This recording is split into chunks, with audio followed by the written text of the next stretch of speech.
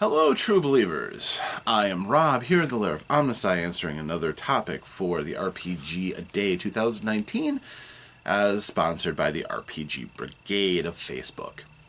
Today's topic is critical, and that means there's a lot of different directions. I could address something of great critical need that I think that the gaming hobby is into. Would be really topical.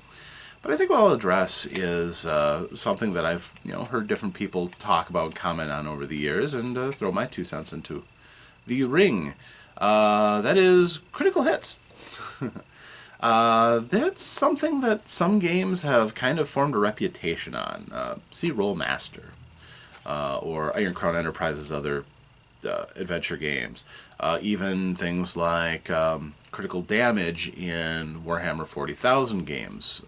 There's games that really have extensive amounts of criticals, but a lot of games didn't. And in something like Dungeons and Dragons, back in the early days, one of the most common house rules for games has been the inclusion of critical hits. Meaning a strike that's so good it's able to do damage beyond what you would normally do with a weapon. Either because the opponent's defense completely fails and leaves them vulnerable, or just because you manage to get that magical shot that hits extra hard.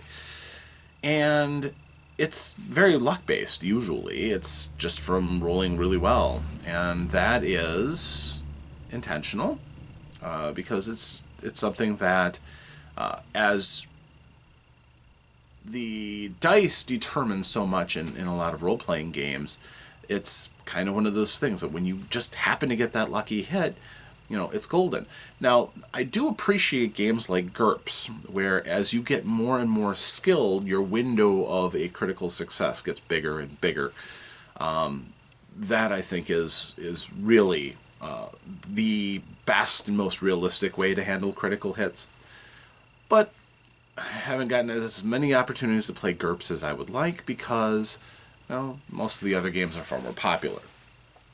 Now, for Dungeons and Dragons, I made my own critical hit table ages ago, and I tried to find it for this video, and I just can't. Unlike a lot of critical hit tables, and I've seen some extremely elaborate ones, I know that there's one for the Hackmaster 4th edition that was a D1000 chart or something like that. It was just immense. I have seen players who have stories about their Game Master's homebrew critical tables, sometimes needing to roll just to find out what table that you roll on, and then roll again to reference what happens.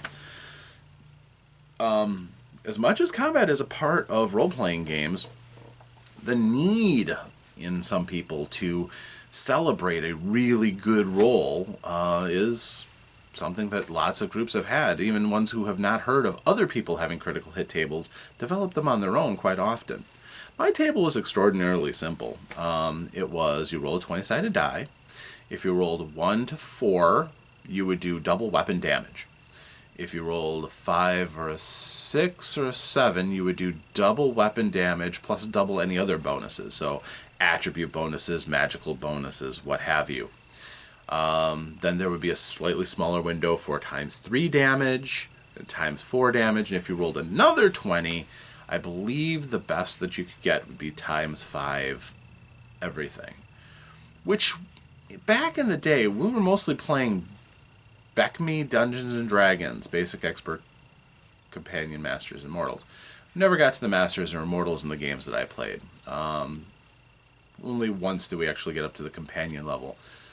We just like to play more stories, so we didn't play that one long adventure that took forever. And the hit point totals of even the toughest monsters weren't all that huge. If you were rolling ×5 everything, you're probably going to kill or cripple whatever you hit. We had one case where, yes, a massive monster got taken down by such a blow. It was a Kraken. And so I rolled a 20. And they had a great sword, and it was a +2 great sword, and they were 17 strength.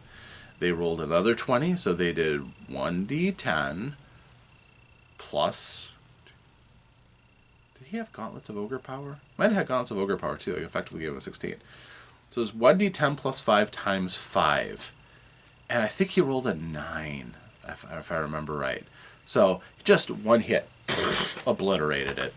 Basically, he charged, jumped into the air, slashed out with his sword into the eye, went in through the eye, through the back of the eye socket into its brain and killed it, and had to claw his way out through its viscera. Now, you might be asking yourself, but didn't that just take away from a big fight and there's no drama anymore? He killed it? I remember that story. Despite the fact that it was well over 25 years ago. I remember that story. I remember that hit. That's kind of what criticals do. They make incredibly memorable moments that are, you know, kind of transcend sometimes a dungeon master's intentions for what a combat should be. You can't sometimes choke that back. And if you think about it, literature and history are kind of full of those kind of moments, for good and for bad. I mean, who could take away Bard's black arrow that killed Smog in one arrow? That's the ultimate critical hit, isn't it? One shot, dragon gone. When nobody else could do it, he managed to pull a 20 and then rolled another 20 and finished off the dragon. Incredible. But this is the kind of thing that's preserved in moments like this. Not everything has been to the point of a homebrew system, though. Different people have come out with different systems, including this one that I have, the Game Mastery Critical Hit Deck for 3rd edition. I saw it and thought it'd be interesting to spice up my game a little bit. My players weren't so excited about it. No, don't get me wrong, they liked getting criticals. And if you think about it, players are in combat more than anybody else. They're going to see more criticals than anybody else. So they were able to put some interesting description in and lay some serious punishment down. This was a game system element, though, that basically for those critical hits, and with 3rd edition, you could gimmick critical hits. There were ways of increasing your range of dealing a critical. The weapon that you would choose to use, for example, you could have one with a higher range of criticals. Magical effects that could increase them. And I believe there were prestige classes that allowed you to widen your range too. But for example, and they broke it down, they had piercing, slashing, bludgeoning, and energy spell effect. From this one, the bludgeoning would be feeble parry, double damage, and target is disarmed. That's a nice effect that you rarely saw in critical tables. Piercing, shoulder wound, double damage, and 1d2 strength and dexterity damage. One of the interesting things about 3rd edition was it allowed you to do attribute damage, which would temporarily lower your attribute until that could get fixed. Sometimes that could be more significant than actual hit point damage in incapacitating a foe. Slashing, hamstring, normal damage, and 1d2 dex damage, and target is knocked prone. Tactical advantage. And spellcast, cut off from magic. Normal damage and target cannot cast spells or use spell-like abilities for 1d4 rounds. Could be devastating. So, and there were a couple that were instant kill, save or die. One of the slashing ones was decapitation, for instance. Save or your head is gone. Heart shot, triple damage and 1 constitution bleeding. Means you lose a constitution point every round until you could fix that. That was potentially lethal right there. Some weird ones. Transition. Double damage and you and your target switch places. So, it was a neat little thing. We only used it a little bit, so now it's just a part of my gaming library. Game Mastery had some really good ideas with some of their things, but rarely were they ones that we ended up embracing. Still, good product. The table itself is neat, and 3rd edition can get a little sloggy, especially when you get up levels and your enemies get massive amounts of hit points, and your characters can get massive amounts of hit points and things. So something like that kind of breaks up the monotony and can bring combats to a close a bit quicker.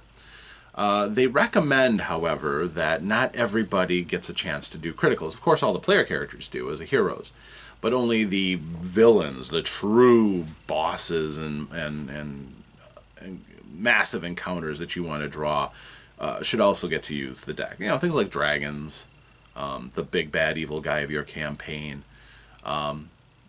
But your rank and file guys don't get to do that to the heroes, otherwise your heroes will get ground up to paste. If you want to run a really realistic game, well, as realistic as Dungeons and Dragons gets, you could use it for all the mooks, but then your players are constantly going to be holding on to these different wounds and possibly getting killed out of hand from a relatively inoffensive opponent. So, as far as storytelling goes, it's not usually how it works. Usually if a main character dies, it's because of something more drastic than the goblin got incredibly lucky and stuck him in the heart. So, that's my take on criticals. I do like them. I use them all the time. I don't think they're essential, but I think they're an important story building tool. If you focus on combat or have a lot of combat in your games, it's good to let players just imagine themselves exceeding beyond expectation sometimes. And a good critical that can turn the table of a battle one way or the other adds drama and adds spice. So I do enjoy my criticals. So thanks for listening to me. Appreciate it. Hopefully next time you join me when we do another one of these videos tomorrow.